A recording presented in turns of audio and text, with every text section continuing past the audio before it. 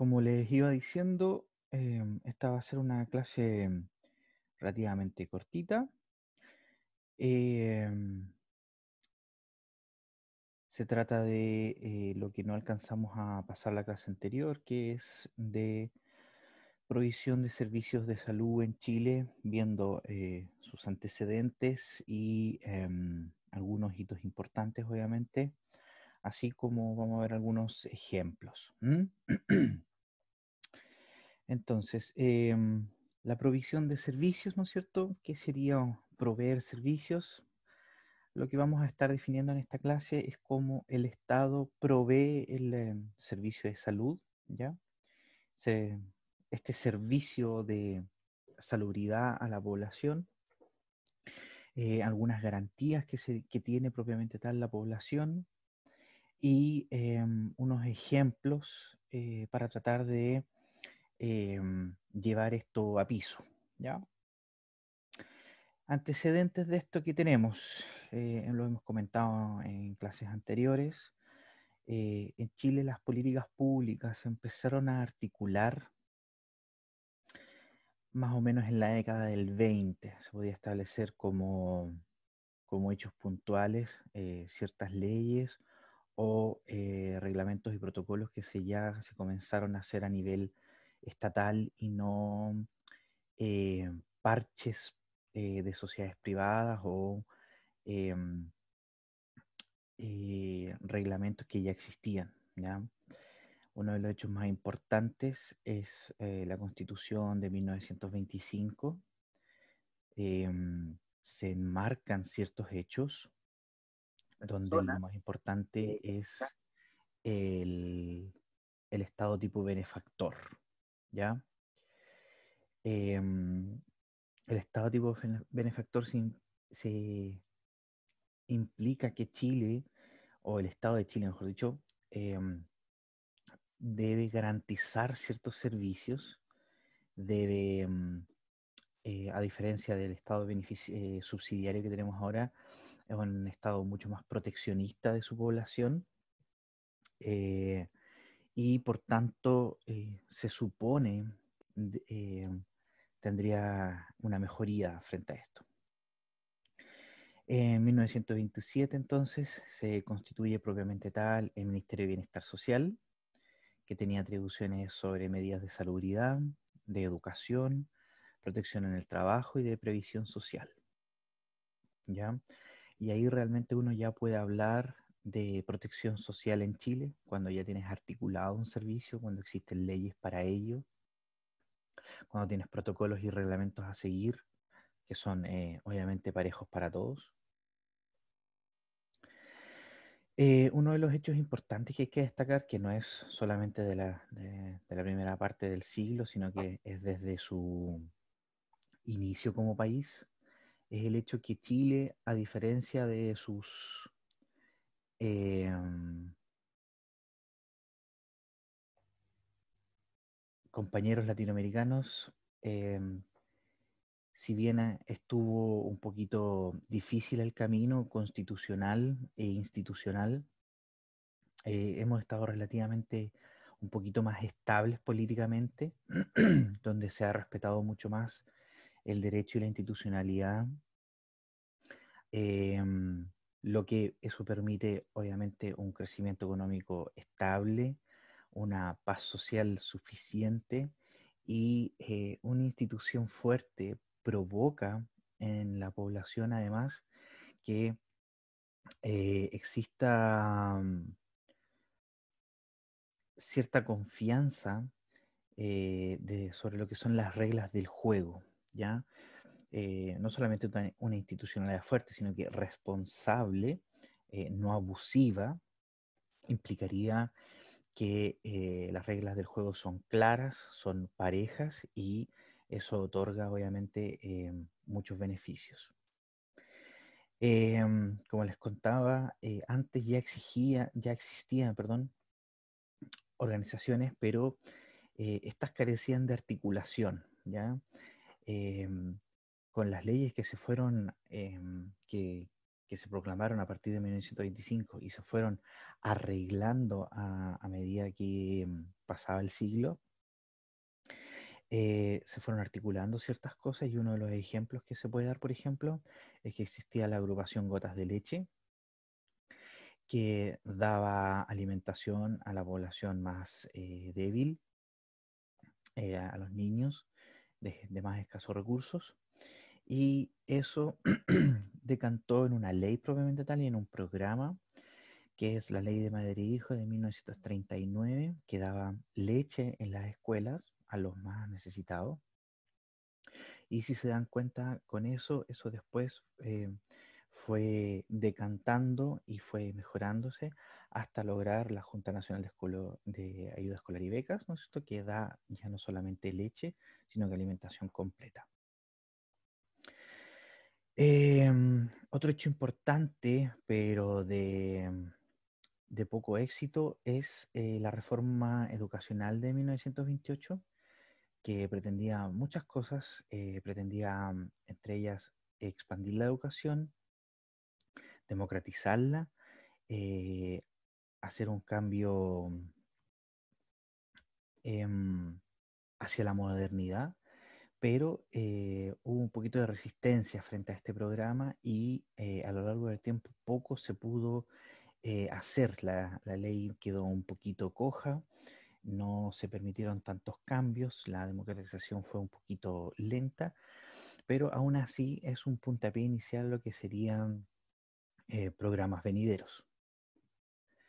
En el 53 ya derechamente se crea el Servicio Nacional de Salud, que, como sale ahí en la diapositiva, era un organismo que en esos tiempos tuvo muchos éxitos en lo que es logros sanitarios, por ejemplo, entre ellos vacunaciones masivas, con ello la erradicación de enfermedades infectocontagiosas, educación en la parte de salud, porque se repite lo mismo, ya tenemos una institucionalidad, tenemos unos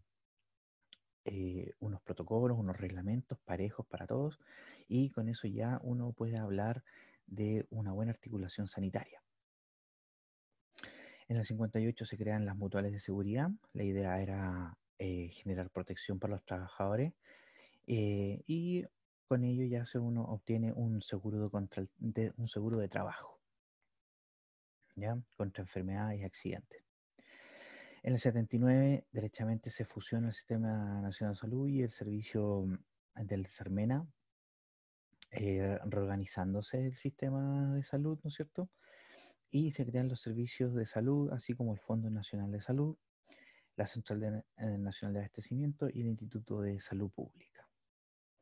En el 80, el Estado inicia un proceso de de municipalización de los servicios de asistencia primaria. Los consultorios pasan a ser eh, de jerarquía municipal, con tal de descentralizar la, la salud, dar más responsabilidad y más jerarquía a las regiones. Y en ese mismo año, además, comienza la cotización obligatoria del 4% en ese entonces para salud, ¿ya? Un año más tarde se crean las ISAPRES, ellas también se financiarían de este 4%. En 1990 se crea la Superintendencia de ISAPRES, una instancia gubernamental de vigilancia hacia el sector privado para regularlo, que no regulaba en este caso a FONASA. Por lo tanto, se necesitó que en 2005 se reformara la superintendencia, se le dieran mayores atribuciones y en este caso ya vigilara a FONASA y las ISAPRES, ¿ya? En el organigrama del Código Sanitario de 1918 se veía de la siguiente manera: una,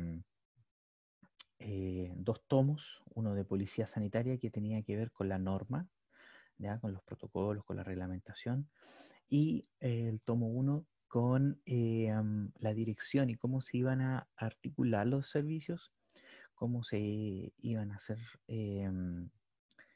cómo se daban los servicios más que nada, ¿ya? Obviamente bastante básico, muy poco evolucionado un sistema, pero tenemos que tener en cuenta que era eh, nuestro primer, eh, nuestros primeros atisbos de una organización estatal como corresponde. Entre esa época hasta el 2004, donde sucede la reforma, tendríamos la siguiente articulación: un Instituto de Salud Pública, o perdón, un Ministerio de Salud lo más arriba posible, bajo él el Instituto de Salud Pública, la CENAVAS y FONASA, ¿ya? La Subsecretaría de Salud va a estar por sobre los establecimientos, ¿ya? Y también cuidando los APS. La superintendencia en ese minuto solamente vigilaría las ISAPRES y los prestadores privados que de ellos deriven. En 2005 esto se reforma y queda de la siguiente manera, un poquito ya más complejo, de mucha más verticalidad, lo cual obviamente da mayor jerarquía a ciertos servicios, hay un mayor orden, ¿ya? Y ese mismo año, 2004, 2005, 2006, se promulga la Ley de Garantías Explícitas en Salud con su programa estrella, que sería el AUGE, ¿ya? El AUGE pretendía un acceso universal con garantías explícitas por el Estado para que la población pudiese tener un real acceso a lo que es salud, ¿ya? ¿Cómo, cómo se sustentaba esto? Se sustentaba en cuatro pilares eh, básicos. Uno de ellos, y el más importante en este caso, era que uno tiene una garantía de acceso, es decir, existirían patologías las cuales tanto ISAPRE como FONASA debiesen obligatoriamente subsanar. En ese tiempo, si mal no recuerdo, eran 25 patologías básicas, con la idea de cada cierto tiempo ir agrandando la cobertura. En este caso ahora ya vamos por 80 patologías y obviamente sus sinónimos. El siguiente pilar era la oportunidad, es decir, establecer un plazo máximo de atención. Si ese plazo máximo no se cumplía, el usuario, en este caso el paciente, es capaz de reclamar su atención oportuna y por lo tanto la superintendencia, que es el ente fiscalizador, indicaría finalmente cuál va a ser el prestador, si es que el Estado no lo puede proveer o si es que el ISAPRE no está cumpliendo con dicha prestación. Eh, el pilar más importante para la población era la contribución económica, que da un tope máximo de dinero que el afiliado a ISAPRE o el afiliado a FONASA pagarían por dicha patología cubierta, ¿ya? Y se establece como tope del 20%, ¿ya? Y el último pilar, eh, el que refiere al pilar de la calidad, es decir, todo establecimiento de salud que pretenda trabajar con plan AUGGES debe estar acreditado por un ente estatal o externo en cuanto a que tiene las capacidades reales de atender dicha patología y está capacitado para dicho efecto, ¿ya? Para ello, obviamente, la red de atención estatal, consultorios, centros secundarios y terciarios están obligados a acreditarse, em, mientras que los privados tienen una obligación secundaria, si se podría decir así, ya que las ISAPRES por obligación tienen que tener centros de referencia a donde derivar los pacientes que tengan patología GES y también están obligados a cuidar el pilar de protección financiera, es decir, el afiliado solo pagaría el 20% del valor referencial, ¿ya? Es por ello que, si bien no es una obligación directa de una clínica o centro privado de salud, cualquiera sea, sí hay una obligación secundaria, ya que si no estás acreditado no puedes proveer dicho servicio. Entonces, finalmente puede haber una doble obligación, si uno lo quiere ver así, en donde la ISAPRE le exige a la clínica, podemos poner, por ejemplo, Banmédica, obligue a la clínica Puerto Montt o a la clínica universitaria en decirle, ok, yo voy a tener convenio con ustedes, pero ustedes se deben acreditar en, eh, para poder atender a pacientes auge. Entonces, es ahí donde la clínica, por motivos económicos más que nada, se ve obligada a acreditarse y con ello poder dar acceso a los pacientes auge.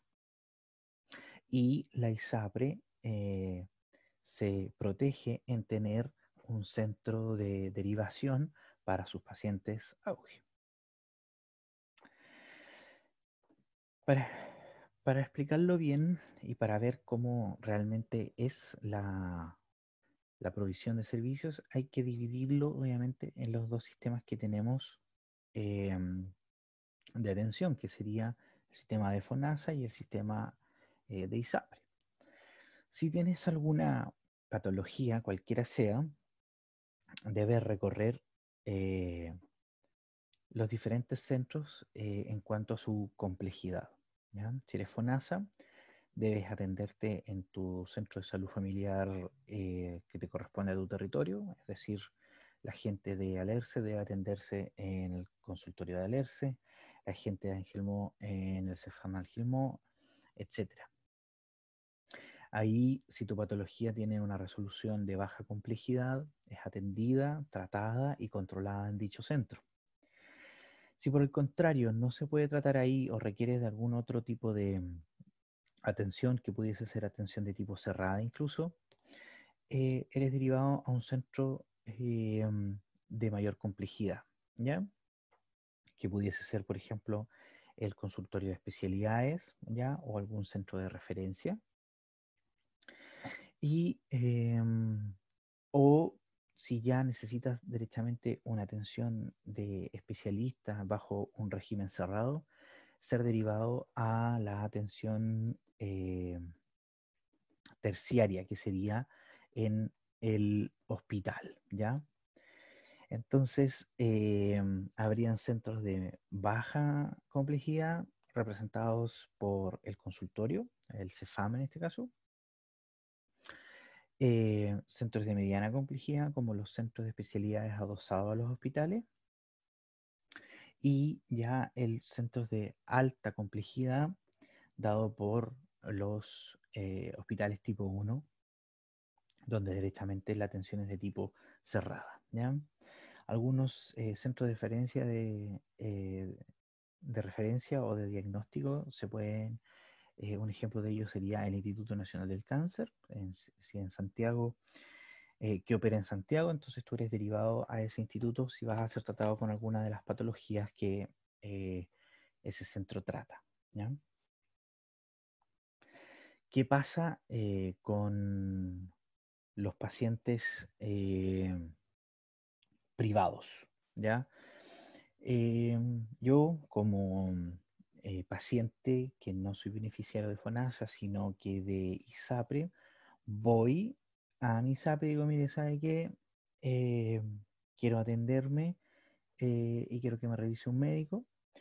Y el ISAPRE me va a decir, perfecto, usted aquí tiene toda la lista de médicos con los que quiere atenderse. Em, Usted va simplemente con dicho médico, le comenta al médico que tiene convenio con, por ejemplo, Banmédica, ¿no es cierto? O Vida 3, etcétera. Y él va a emitir un cobro y un bono y usted deberá pagar la diferencia, ¿ya? Em, Tú vas, te atiendes, pagas con tu bono propiamente tal. Si vas a una clínica, esto se hace casi de forma interna, no tienes que volver a tu ISAPRE ni nada, pero más que nada hay que entender el hecho de que las ISAPRE te deriva, te manda a un médico que se pudiese considerar como un médico propio de la propia ISAPRE. Esto no es así, sino que se habla de que el médico pertenece al convenio, ¿ya? O la clínica pertenece a dicho convenio. Independiente de tu patología, se te va a cobrar dividiéndola si es patología del auge, del auge GES, o si no es patología del auge GES, se te va a tratar, ¿no es cierto? Y finalmente, si la patología requiere alguna, si requiere de otro especialista, si requiere internación, si requiere derivación, se emite un informe y tú eres derivado a un centro de referencia que la ISAPRE indica que tiene convenio y eres atendido bajo tu plan de salud. Hay que entender el plan de salud como un plan de celular que tiene prestaciones, que cubre ciertas cosas y que no cubre otras, ¿ya? Hay planes de salud que pueden cubrir más la parte ginecológica, otros planes de salud que van a cubrir más la parte de oftalmología, por ejemplo, otros planes de salud que van a cubrir ciertas enfermedades que uno pretenda que cubran, etcétera, ¿ya? Eh, si tenemos ahí, vemos el ejemplo, puse un ejemplo de dos patologías, una patología GES y una patología no GES, ¿ya? Entonces, por ejemplo, yo quiero atenderme con el oftalmólogo, yo debiese ir a un oftalmólogo de la red de mi ISAPRE, ellos me van a decir qué oftalmólogos puedo asistir y quiénes no, y por ejemplo, en dichos médicos me diagnostican miopía, ¿ya? Como yo tengo menos de 65 años, eso no está cubierto por el auge, y me dan opciones. Me dan opción de, por ejemplo, poner lentes, por lo tanto se me haría una receta de lentes, y yo pagaría mi copago, si es que mi plan de salud me cubre o no, van a haber diferencias si me puede cubrir el 40%, el 60%, etcétera. Básicamente yo me hago mis lentes, me compro mi tratamiento y aquí se acabó la cosa, ¿ya? Si por ejemplo yo quisiese realizar cirugía LASIK para corrección de esta miopía, la ISAPRE me va a decir, perfecto, tú puedes hacerlo. Si lo hace con la red de prestadores, esto tiene este costo y tiene que ser tratado con tal médico en tal clínica, ¿ya? Si yo quiero hacerlo en otra clínica y con otro doctor, básicamente tendría que pagar todo el tratamiento de forma privada y solamente van a cubrir ciertos aspectos, ¿ya? Pero yo puedo hacerlo, puedo elegir si tomo un médico de la red o un médico que no tenga convenio y eso ya va a implicar mi propio bolsillo para solventar eso, ¿ya? Si por el contrario voy a este médico de la red de la ISAPRE y si tengo una patología GES, por ejemplo puse ahí retinopatía diabética, esa es una enfermedad GES, ¿y qué se hace ahí? El médico hace un formulario que debe ser rellenado, timbrado, ¿no es cierto?, firmado, y luego la ISAPRE te dice, perfecto, usted tiene una patología GES, solamente va a pagar el 20% del arancel, el arancel es tal, y va a atenderse con este médico y en esta clínica, ¿ya? Ahí tú tienes la capacidad de elegir, ¿no es cierto? Ellos te van a dar una red de atención, te van a decir en esta clínica o en esta otra, y en esta de aquí, con este médico, etcétera. Y tú vas a pagar tu 20% de arancel de referencia y te vas a tratar bajo un copago auge, ¿ya? Y vas a hacerte los controles y seguimiento propiamente tal en esa red de prestaciones, ¿ya? ¿Qué pasa cuando el Estado no puede proveer dicho servicio? Lo que debiese suceder es que tanto la ISAPRE como FONASA tengan una red de prestadores. En cuanto a FONASA, debiese ser tanto el consultorio como los centros de referencia, como derechamente el hospital o los centros de atención de especialidades. Y vas a ser atendido en un plazo definido. Cada patología tiene su propio plazo, ¿ya? Hay patologías que pueden esperar cierta cantidad de meses, otras patologías que deben ser de atención inmediata, ¿ya? Sí, lo mismo que el ISAPRE, debe tener un prestador primario, ¿no es cierto? Donde cierta clínica ya debe tener convenio para prestar ciertos servicios. Y si no, eres rápidamente derivado a un segundo prestador, ¿ya? Eh, Ese prestador, obviamente, si eres FONASA y, por ejemplo, tienes patologías que impliquen algún daño renal, por ejemplo, y se tenga que hacer diálisis, tú no vas a poder ser tratado a nivel estatal, ya que la red estatal de diálisis no da abasto, y el Estado lo que hace es compra a privados, ¿ya? A empresas de salud que otorgan dicho servicio, y tú sigues pagando de forma normal tu 20%, etcétera, pero eres atendido de forma privada, ¿ya? ¿Y quién paga ahí? FONASA le paga perdón, el Estado, a través de FONASA, paga a un centro privado de atención, ¿ya? Si tanto la ISAPRE como FONASA eh, no cumplen con dicho plazo, o no hay proveedor de servicios cercano a ti, tú puedes acudir a la superintendencia. Ellos van a investigar cómo han sido los plazos en cuanto a tu atención, a tu diagnóstico, si se rellenó el formulario GES, etcétera. Y ellos van a indicar qué prestador vas a ser atendido, y ahí los cargos van a ser derechamente al ISAPRE o al Estado según corresponda, ¿ya? Y así se cumpliría con el pilar de la oportunidad. En cuanto al pilar financiero, por ejemplo, si tenemos el ejemplo de fisura labiopalatina, desde el minuto que se hace el diagnóstico hasta la rehabilitación de dicha patología y los controles posteriores, todo está cubierto por el plan AUGE, y siempre se va a pagar un máximo del 20% sobre el arancel de referencia. Ese arancel, recordemos que lo fija el gobierno a través de una mesa de expertos, y se establecen los costos de dicha patología, y los costos a eso tú le sacas el 20% y es lo que debes pagar, ¿ya? El usuario tiene la gracia o la facultad de siempre saber cuánto es lo máximo que va a pagar para dicho tratamiento, ¿ya? Entonces ahí salen los copagos de los pacientes que deben ser cancelados tanto a la ISAPRE o a FONASA según corresponda, ¿ya? Y la garantía de calidad entonces va a estar dada por agentes que acreditan salud. Esa acreditación es solamente por 3 años, por lo que cada tanto tiempo las clínicas, así como el servicio de salud, es, pasa por una revisión. El hospital o el consultorio pasa por una revisión, ¿no es cierto? Con tal de poder reacreditarse y proveer los servicios que necesita, ¿ya? Y eso sería, ¿ya? Vamos a dejar de compartir para que la clase no sea tan pesada.